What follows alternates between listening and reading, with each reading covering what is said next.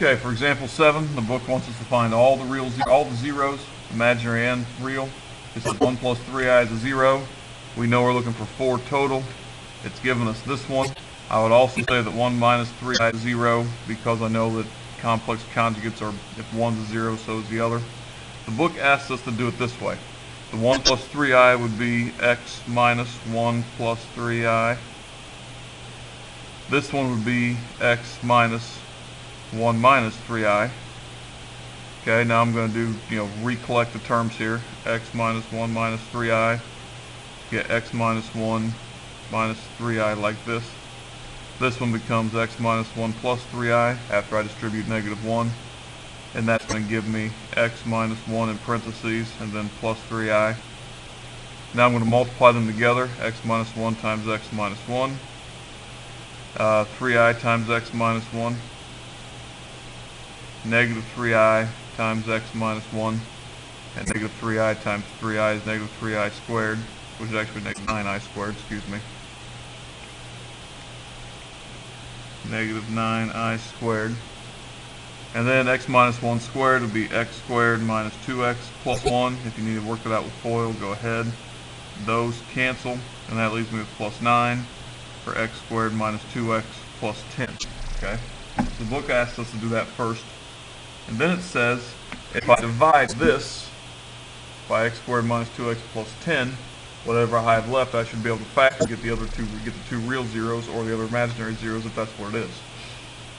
So what I have to do is, since this is a cubic, synthetic division doesn't work, I would go x4 minus 3x3 plus 6x squared plus 2x minus 60. I would divide by x squared minus 2x plus 10. I would say, okay, x to the 4th divided by x squared is x squared. Multiply out my thing. And then I would subtract. Negative 3 minus negative 2 is negative 1x to the 3rd. 6 minus 10 is negative 4x squared. Bring down the 2x. Then I would do negative x cubed divided by x squared is negative 1x. And I would get negative 1x cubed plus 2x squared minus 10x, and then I have to subtract, cancel. Negative 4 minus 2 is negative 6x squared.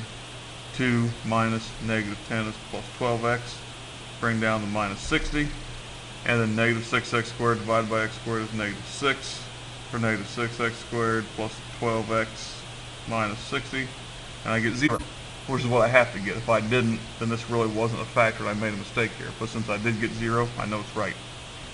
And so now, I take x squared minus 1x plus 6 minus 6, set it equals 0. I factor it, x minus 3, x plus 2 equals 0. So x equals 3, x equals negative 2.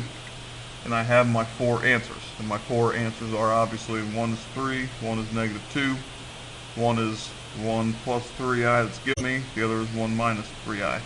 Okay? That's the way the book would have you solve that problem, which is valid. It works. You got to be able to go through and do the math without a problem. Another way to do it, though, is whip out handy dandy calculator. Turn it on.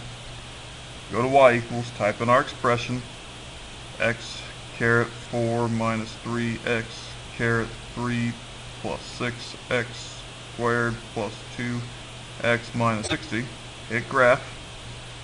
And we can see from the graph that definitely 2 is definitely one of them. Or sorry, negative 2. There's the negative 2.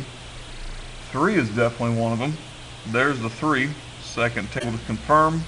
Yes, negative 2, 0. Yes, 3, 0. So we confirm. This one is given to us. And the complex conjugate of 1 plus 3i is 1 minus 3i. And I found my zeros without doing all this other stuff. But just by understanding graphically how the answer, I can come about the answer. Okay? So what I want you to try is number 61. Copy down on the book, try it out, see if you can work it out the long way, and then check it with graphically.